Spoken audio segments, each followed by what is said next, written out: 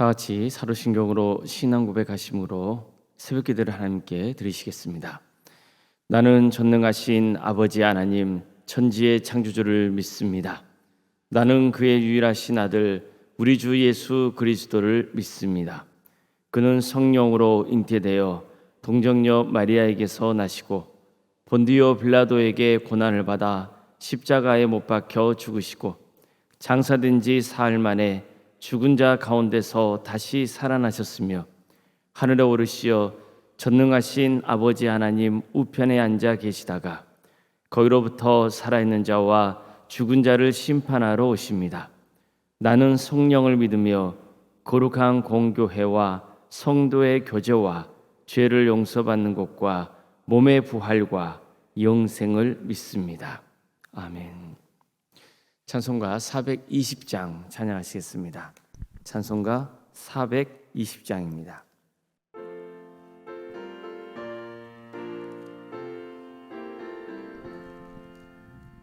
너 성결케 위해 늘 기도하며 너 주 안에 있어 늘 성경 보고 온 형제들 함께 늘 사귀면서 일하기 전마다 너 기도하라.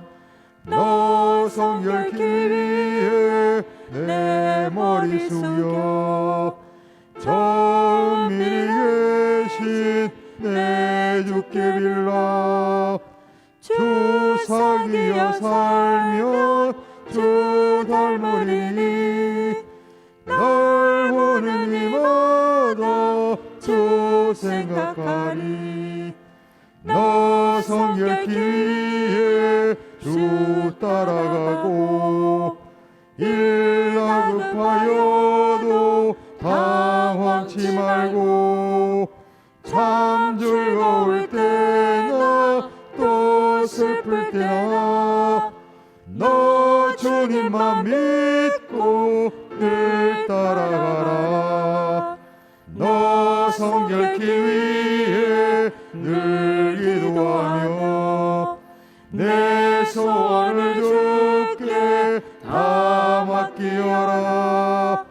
너 성령을 받아 주 섬겨 살며 저 천국에 가서 더 잘 섬기리.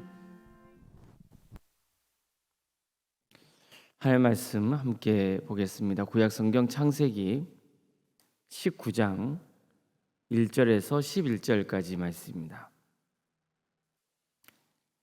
창세기 19장 1절에서 11절 말씀입니다.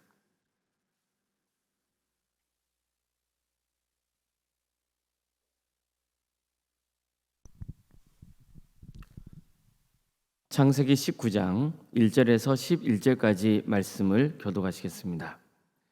저녁 때 그 두 천사가 소돔에 이르니 마침 롯이 소돔 성문에 앉아 있다가 그들을 보고 일어나 영접하고 땅에 엎드려 절하며 이르되 내 주여 돌이켜 종의 집으로 들어와 발을 씻고 주무시고 일찍 일어나 갈 길을 가소서.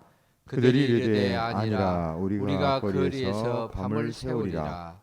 롯이 간청하매 그제서야 돌이켜 그 집으로 들어오는지라. 롯이 그들을 위하여 식탁을 베풀고 무교병을 구우니 그들이 먹으니라. 그들이 눕기 전에 그 성 사람 곧 소돔 백성들이 노소를 막론하고 원근에서 다 모여 그 집을 에워싸고 롯을 부르고 그에게 이르되 오늘 밤에 내가 온 사람들이 어디 있느냐 이끌어내라. 우리가 그들을 상관하리라. 롯이 문 밖 무르게로 나가서 뒤로 문을 닫고 이르되 청하노니 내 형제들아 이런 악을 행하지 말라. 내게 남자를 가까이 하지 아니한 두 딸이 있노라. 청하건대 내가 그들을 너희에게로 이끌어내리니 너희 눈에 좋을 대로 그들에게 행하고 이 사람들은 내 집에 들어왔은즉 이 사람들에게는 아무 일도 저지르지 말라. 그들이 이르되 너는 물러나라. 또 이르되 이 자가 들어와서 거류하면서 우리의 법관이 되려 하는도다. 이제 우리가 그들보다 너를 더 헤아리라 하고 롯을 밀치며 가까이 가서 그 문을 부수려고 하는지라. 그 사람들이 손을 내밀어 롯을 집으로 끌어들이고 문을 닫고 문 밖에 무리를 대소를 막론하고 그 눈을 어둡게 하니 그들이 문을 찾느라고 헤매었더라. 아멘. 거룩한 주일 새벽을 맞아 하나님을 예배하게 나오신 모든 성도님들의 삶의 자리마다 또 주님께서 친히 세우시고 다스리시는 동암교회 위에 하나님의 은혜와 평강이 늘 충만하시길 주님의 이름으로 축원합니다. 아브라함 가정이 하나님의 지시를 받고 감을 떠났을 때 함께 길을 나섰던 또 한 사람이 있었습니다. 롯이었습니다. 롯이 아브라함과 함께 길을 나서게 된 것은 아브라함을 통해서 하나님의 약속을 전해 들었기 때문입니다. 그는 아브라함이 전한 말을 듣고 자신도 아브라함과 함께 떠나는 게 장래를 위해서 더 낫겠다고 판단했습니다. 그래서 아브라함을 따라 나선 겁니다. 이처럼 롯도 분명히 하나님의 말씀을 믿고 길을 나섰습니다. 차이가 있다면 아브라함은 직접 하나님의 말씀을 들었고 롯은 간접적으로 아브라함을 통해서 하나님의 말씀을 전해 들은 겁니다. 과정이 어땠든 롯이 아브라함을 따라 나선 것은 참 잘한 일입니다. 하지만 그는 사실 하나님과 세상 사이에서 양다리를 거쳤던 사람이었습니다. 정확히 표현하면 세상 쪽에 더 마음 중심이 기울어져 있었습니다. 그는 자신의 목자와 아브라함의 목자 간의 다툼이 있었을 때 아람의 뜻에 따라서 서로 따로 지내기로 하고 먼저 목초지를 고를 수 있는 기회를 부여받죠. 롯은 어디로 가서 정착할지 자세히 살핍니다. 이때 그의 마음에 쏙 드는 지역이 눈에 띕니다. 이에 롯이 눈을 들어 요단 지역을 바라본즉 소알까지 온 땅에 물이 넉넉하니 여호와께서 소돔과 고모라를 멸하시기 전이었으므로 여호와의 동산 같고 애굽 땅과 같았더라.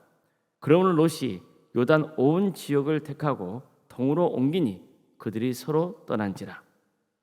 이렇게 해서 그가 정착한 땅이 소돔이었던 겁니다. 근데 성경은 소돔이 어떤 곳인지를 이렇게 전합니다. 소돔 사람은 여호와 앞에서 악하며 큰 죄인이었더라. 이처럼 롯이 살게 된 곳은 죄악이 차고 넘치는 곳이었습니다. 물론 처음부터 그가 이 사실을 알고 소돔까지 이르지는 않았을 겁니다. 그러나 한 가지 분명한 것은 롯은 욕심에 이끌려서 소돔까지 이르렀다는 겁니다. 그 결과는 롯에게 큰 근심과 절망을 안겼습니다. 그는 소돔에서 지내다가 전쟁에 휘말려 포로로 끌려가게 됐습니다. 아브라함이 도와주지 않았다면 평생 노예로 지내다가 비참한 죽음을 맞았겠죠. 롯은 전쟁 포로로 끌려가면서 아브라함 가정과 갈등을 일으키고 떠났던 것을 후회했을 겁니다. 내가 욕심을 부려서 이런 일이 벌어졌다는 것을 알았을 겁니다. 우리도 그럴 때가 있죠. 성도로 살아가지만 욕심을 부리다가 큰 위기를 만날 때가 있습니다. 그러면서도 하나님을 원망하곤 합니다. 하지만 그래서는 안 됩니다. 잘못된 선택을 했으면 그에 따른 책임도 따르기 마련입니다. 하나님은 보통 우리에게 선택의 자유를 주십니다. 그러나 선택에 대해서는 책임을 져야 하는 겁니다. 롯은 먼저 목초지를 고를 수 있는 선택의 자유가 주어졌습니다. 그런 눈에 보기에 좋아 보이는, 더 좋게 보이는 곳을 향해 떠났고 죄로 차고 넘치는 소돔성에 정착합니다. 따라서 이에 따른 책임도 져야 되는 겁니다. 오늘 본문을 보면 롯이 해가 지는 저녁 무렵에 소돔 성문에 앉아 있었다고 전합니다. 이때 롯은 하나님이 보내신 두 천사를 만나게 되죠. 두 천사는 하나님의 형상을 하고 사람의 형상을 하고 있었습니다. 그런데 이 장면은 18장에서 아브라함이 사람의 형상을 하고 나타난 하나님과 두 천사를 맞이하는 장면과 상당히 유사합니다. 그러나 몇 가지 차이가 있는데 특히 주목할 점은 아브라함은 대낮에 세 사람을 만났다는